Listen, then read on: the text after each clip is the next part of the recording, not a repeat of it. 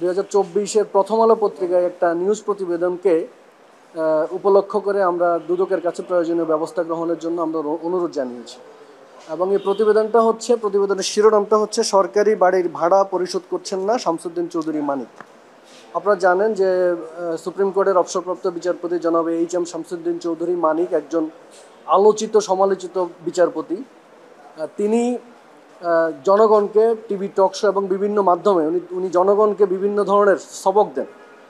এর পিছনে অন্তর্গতভাবে উনি এমন অনেক কাজ করেছেন যেগুলো বাংলাদেশের আইন এবং জনগণের স্বার্থের পরিপন্থী।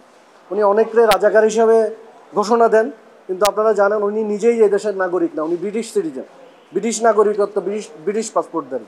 সে বিষয়ে আমরা পরে ওনার বিরুদ্ধে ব্যবস্থা গ্রহণ করব বলে আশা রাখি।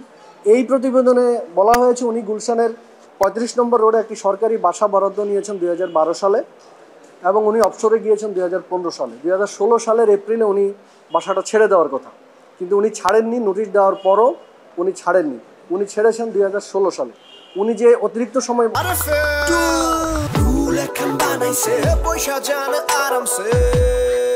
এখানে বসবাস করেছেন, এজন্য সরকারি এই বাসার ভাড়া এবং পরিষেবা বিল বাবদ 14 লক্ষের বেশি টাকা উনি সরকারি বাসা ভাড়া এবং পরিষেবার বিল পরিশোধ না করে উনি সরকারি কোষাগারের অর্থ আত্মসাৎ করেছেন।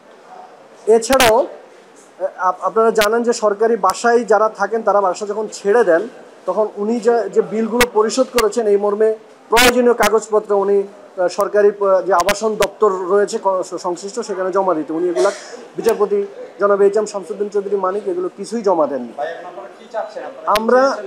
আমরা এই রিপোর্টকে কেন্দ্র করে আমরা দুদকের কাছে আমরা notice of demand for justice প্রেরণ করেছি। আমরা দুদকের কাছে অনুরোধ করেছি এই যে সুনির্দিষ্ট দুর্নীতির অভিযোগ, এই অভিযোগের প্রেক্ষিতে অবিলম্বে ওনারা 7 দিনের মধ্যে, নোটিশ পাওয়ার 7 দিনের মধ্যে ওনারা যাতে অনুসন্ধান কার্যক্রম শুরু করে এবং প্রয়োজনীয় ব্যবস্থা গ্রহণ করে। যদি এর মধ্যে প্রয়োজনীয় ব্যবস্থা গ্রহণ না করা হয় তাহলে আমরা আইনগত ব্যবস্থা গ্রহণ করব, যার মধ্যে অবশ্যই আমরা মাননীয় সুপ্রিম কোর্টের হাইকোর্ট বিভাগে আমরা রিট পিটিশন দায়ের করব এবং সেটা উপযুক্ত বেঞ্চে আমরা শুনানি করব।